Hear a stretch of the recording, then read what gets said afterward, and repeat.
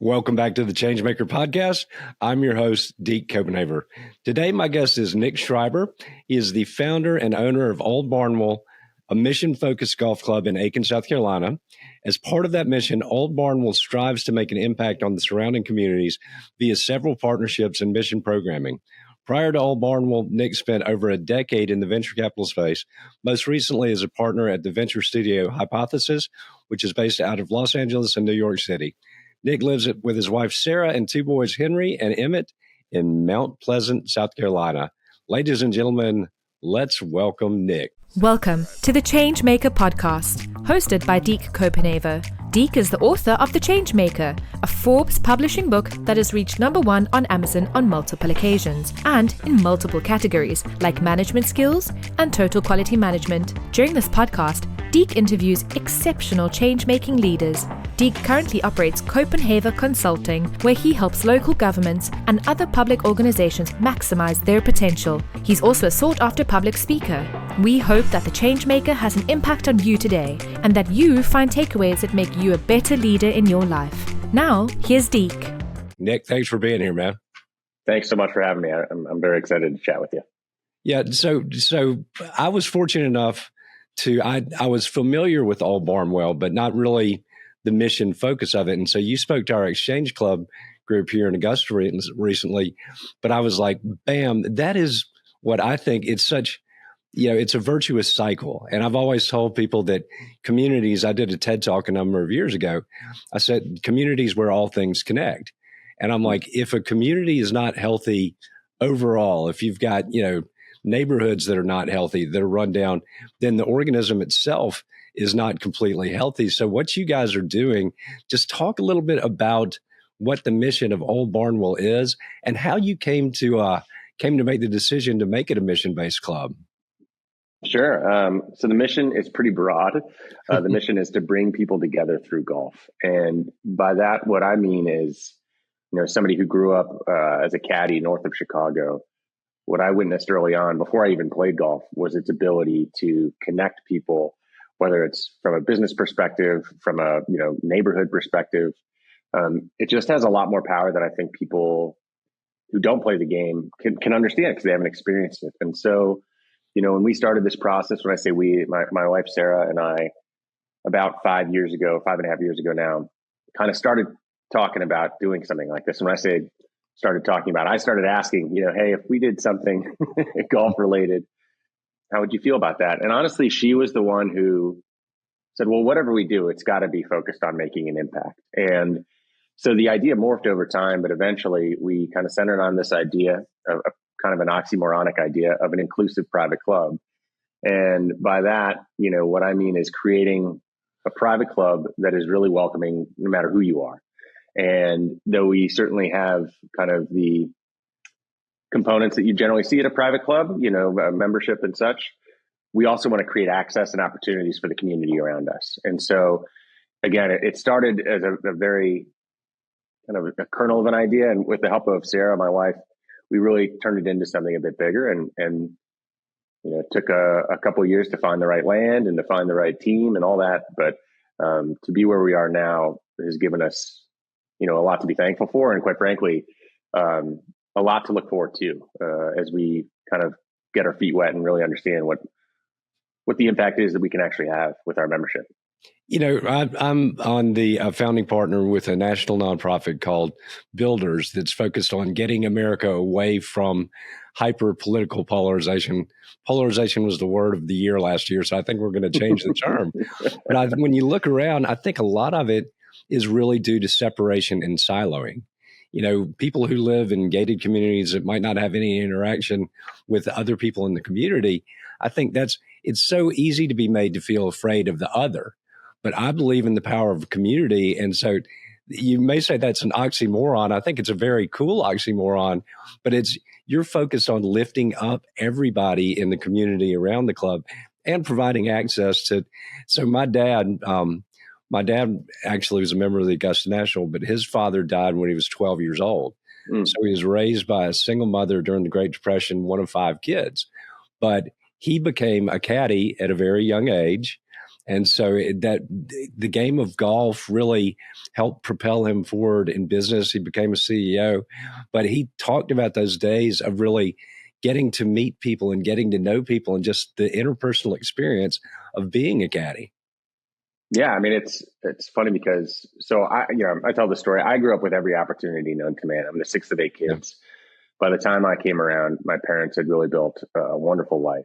But my father grew up in a very different environment. By the time he was a teenager, he was one of the he was working harder than I think most people do at any age. And so I think he viewed golf early on as a very elitist sport and a place where he didn't feel welcome. Even as he became more successful in business and he started to play a little bit here and there, he never fully felt comfortable, particularly in certain places that just didn't have that kind of welcoming nature. And it wasn't until I had the opportunity to caddy that I think he saw some of the benefits that I was exposed to. And so, I tell the story too, but I think the third or fourth time that I caddied, I was introduced to a gentleman named Chris Galvin, who at the time was the CEO of Motorola, which if you're from Chicago, it's, one of the biggest companies. And certainly back in the 90s, it was kind of like Apple. I mean, it was, a high flying organization. And here was the CEO who was asking me, what it was that I wanted to do in my life. And so that really struck me and it stayed with me, particularly because not only do you get the opportunity to meet folks like that who are generous with their time and kind of use the round as like a 4-hour mentorship, but you also get a sense of maybe who the people are that you don't want to emulate. Yeah. And so there's that component to, again, I had a lot more opportunity, it sounds like, than your father did, but caddying certainly propelled me in a lot of ways to be much more comfortable around adults as a young kid. Also understood, you've got to work to earn money. And there's no better feeling, I think, than walking off a golf course with, some cash in hand if you're a teenager. And it showed me just how lucky I was to be exposed to the game. Well, it's interesting. I've got a friend, Dov Barron, who's a worldwide leadership guru out of Vancouver, but he talks a lot about the difference between fitting in and belonging. And I think maybe what your father was feeling was that he didn't feel like he didn't fit in at these clubs. But I think there's two different things between the two. That fitting in, you might have to compromise yourself to go with the flow and to fit in with the clique. Belonging is accepting people warts and all. And so I think about what you're doing at Old Barnwell, and to provide that access is making people that might not feel like they fit in, really giving them a sense of belonging. And I think part of that gives people a sense of dignity. No, I think that's a really wonderful way of putting it. And I think, warts and all, there aren't many places that accept you for all warts, included. No. And so I think, we've been really fortunate, particularly, and I'll say this candidly, our local membership. So, we're in Aiken. So our local membership constitutes Aiken, Augusta, Columbia, South Carolina. Because we have a national membership, those 20% of our members that are within an hour drive, they play an outsized role in being our ambassadors. And they're there more frequently. And so they're the ones who have the biggest responsibility in terms of making sure that other people feel welcome, whether that's a guest or, another member who hasn't been there as often as they have. And so it's funny because we use golf as a Trojan horse in essence for that belonging and to try to create an environment. And we are also had the benefit of, being very deliberate about membership to make sure that, listen, we certainly want to provide a great golf experience and a great experience for their families. But if the mission isn't for you, or it's not something that's, kind of the priority, that's totally fine. And we can go our separate ways. So what that means is we've kind of got a self-selecting group of folks who really believe in the power of the game to connect and really, quite frankly, again, using it as a Trojan horse to make an impact on the community around us. Well, talk to us a little bit about our viewers and our listeners. So what are some of the missions? What are you focused on with the mission-driven aspect of the club? Sure. So, I'd say there are 4 or 5 kind of main categories of things that we wanted to focus on in the beginning of this. The first was that caddie program. So I'll name them first, and then I'll kind of come back and talk about them each individually. So a youth caddie program, we wanted to provide an opportunity to support aspiring female golfers, professional golfers. We wanted to work with local colleges, particularly in Aiken and HBCUs in the area, to create opportunities for mentorship programs, connecting students with members based on their fields of interest. We wanted to create some sort of programming around, access for youth in the area, whether that's clinics or creating programming. And the last is that we wanted to create, initially, we kind of talked about it as a maintenance apprenticeship. But what that grew into is partnering with a group in Augusta called Operation Double Eagle, where they help, they help veterans basically get the 9-week training courses they need in order to start a career in the maintenance industry, which is a really wonderful place to you can grow in the industry. You get paid well. And so those were kind of the 5 things that we wanted to focus on. And we've been really, I think some people say it sounds falsely humble, but we've been so lucky. So we've found the right partners in each of those cases to do something we would never be able to do on our own. And so that's been a really wonderful kind of aspect of this, is that when you find people that hear what you're trying to do and they reach out and say, how can I help? We're very lucky to have had that.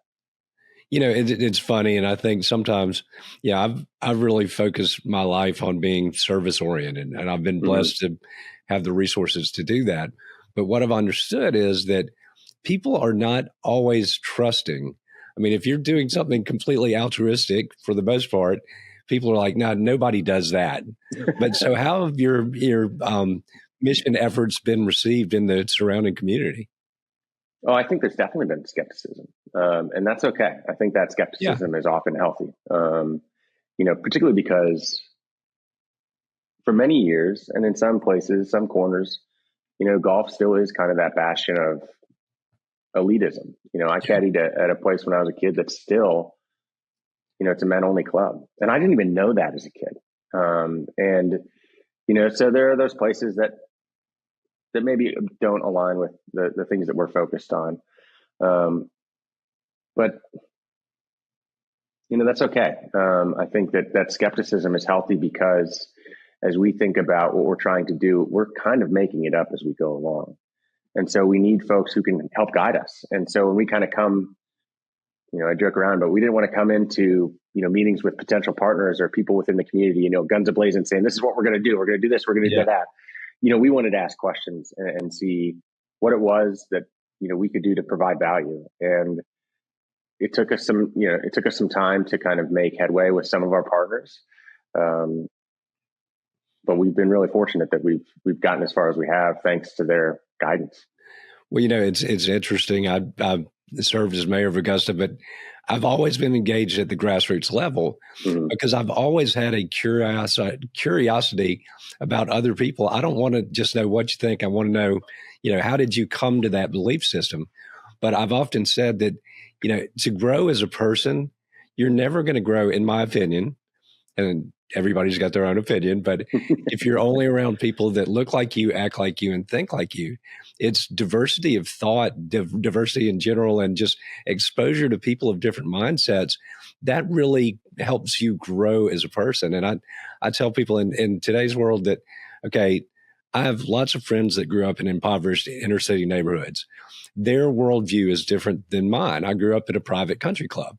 But it doesn't make either of the two of us bad or wrong. It's just we were socialized differently. And so I think generally what you're doing, if you're bringing people in different walks of life together on common ground, particularly beautiful common ground there, it just creates those bonds of trust. Well, I think that's the goal, right? And I think to your point, it is so funny when you hear people describe their first interactions with people or concepts that are foreign to them. And it's often an uncomfortable thing, but sometimes growth requires that lack of comfort in terms of kind of opening yourself to the experience of others. And, what I've certainly been the beneficiary of that throughout my life. And as it relates to kind of our membership, it's funny because what we've tried to do is to make this, high-end experience affordable. And so it's not cheap. I wouldn't say it's cheap, but particularly early on, what we want to do is look at the market and what the market would bear and charge 50%, 70% less in terms of initiation and dues. And what that's allowed us to do is to kind of make a pitch to potential members who otherwise would say, that's not a good investment. That's, I'm not used to country clubs. I've never been a member of a club. And, 20% of our members have never, this is the first club that they've ever joined. And what that has created, to your point, is a variety of experiences and points of view. And people always think, it's unfortunate. People think it's about politics, but it's really about people. Yeah. And I think if we can kind of cross that threshold, people are much more open to learning about and kind of experiencing other things. So that's been a really wonderful thing. And quite frankly, as it relates to our youth caddy program, we've got kids from all over the place and kids from very different backgrounds. And to your point, we've got kids that are, come from families that are members of private clubs. And we've got kids who have never set foot on a golf course before coming to Old Barnwell. And, each of those category of kids have done exceptionally well. And by the way, not only are they being introduced to members, but they're being introduced to each other at a young age, which was certainly my experience as a kid in the caddy yard, which I think provides a lot of maturity and perspective, when maybe we're not getting that just because we're surrounded by, our family and friends that look and talk and, think like us. Yeah, it's just, I love just here again, you learn from people. And particularly, I love that you were talking about kids getting together at a young age. So kids generally don't have maybe the biases of the older generations, myself and yourself included. Mm-hmm. But if you can get them together at a young age, and it's, as I say, it's easy to be manipulated, to be made to be afraid of the guy on the other side of the fence if you've never been on the other side of the fence. But I totally agree with you. I'm like, it's not about politics. It's about people, but it's for healthier communities. We need to interact with each other. And so I just, I'm very hopeful that when other, people looking to do clubs look at what you're doing at Old Barnwell, that it will become really a model for other clubs to follow. I mean, that's the goal. But I'm pretty candid about this. Nothing we're doing is a new idea. We just have the benefit of growing from the ground up, building from the ground up, which basically allows us to be a laboratory and take ideas that have worked or maybe, could be improved from other places and put them in process. And again, we've got the self-selecting membership group that really wants to participate, and they're patient with us as we figure things out. And so, people will ask, in 10 years, what do you want this to be? And in 10 years, I'd love for people just to talk about the golf, because the mission isn't that uncommon. That other clubs are doing this, and it's not a novel idea. And I think, you mentioned Augusta National. When I was growing up, very wrongly, I viewed it very much in its historic terms and kind of thought of it as a beautiful golf course that, nobody will ever get to experience. And nowadays, boy, is that the wrong perspective, because Augusta National is creating a model that maybe is unique just because of their stature, but the things that they do, not just for Augusta, but for really, golf as a whole, I don't think there's anybody making the impact that they are making, whether it's through drive, chip, and putt, whether it's through expanding, awareness and really interest in the women's game through the Augusta National Women's Amateur, plus the amateur competitions that they run around the world in partnership with the USGA and RNA. They have a wonderful platform, but they're not asking for credit. They're just doing what's right, and they're doing what's really good for the game. And I think that's really inspiring.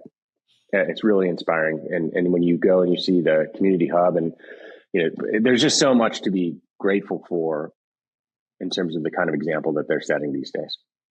Well, and I totally agree with you. And I think a lot of what I like to do is, busting myths. It's like, as you say, a lot of people still have that view of the Augusta National.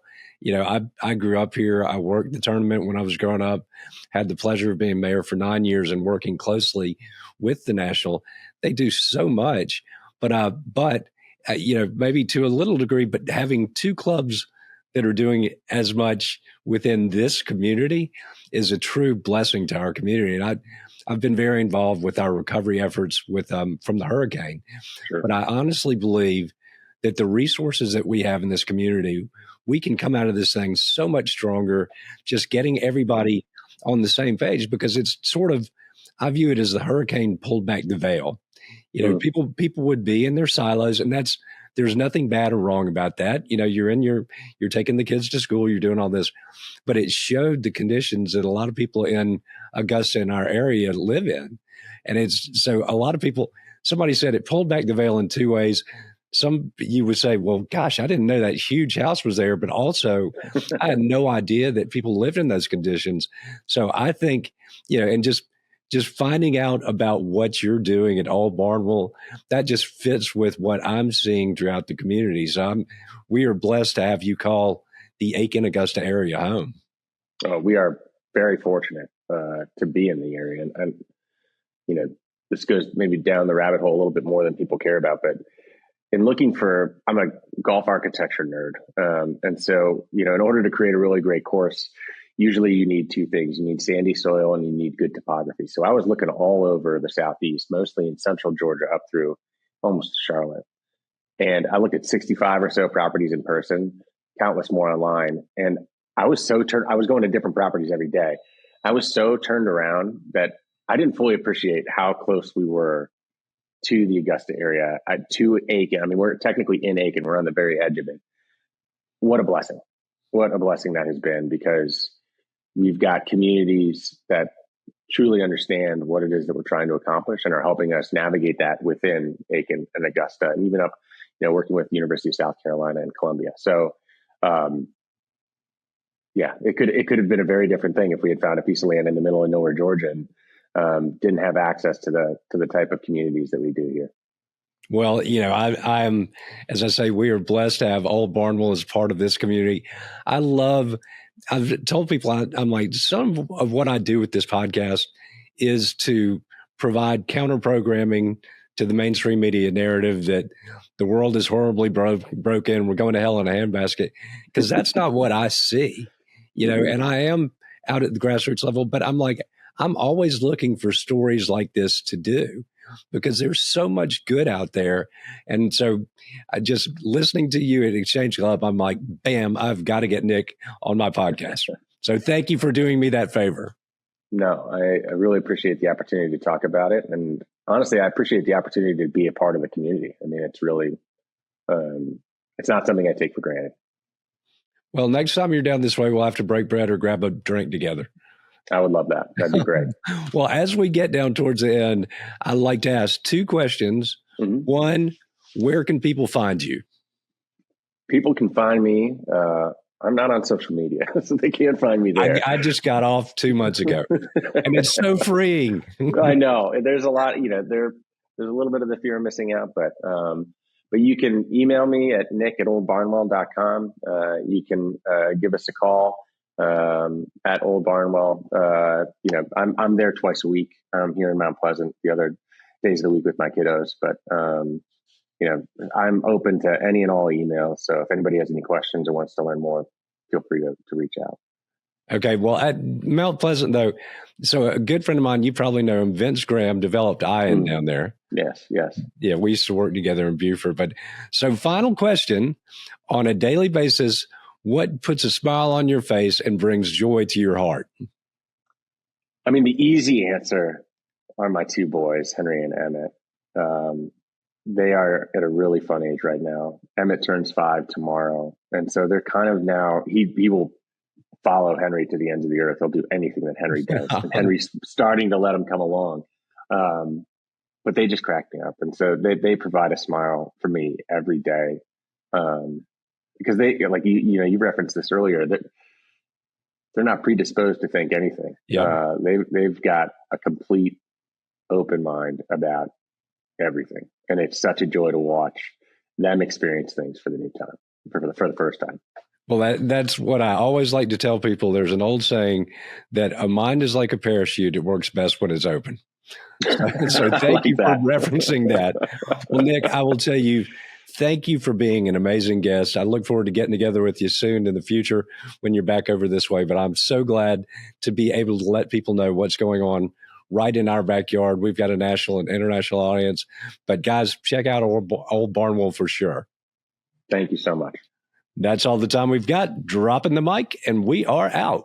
Hey guys, thanks for listening to or watching the Changemaker podcast today. Greatly appreciate it. If you're listening and you want to see the video, you can subscribe to our YouTube channel at Deke Copenhaver. That's a pretty easy to remember, I would think.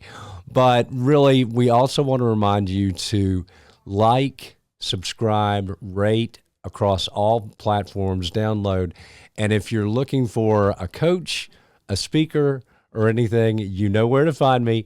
Just email me at dekecopenhaver.com. And thanks so much for listening.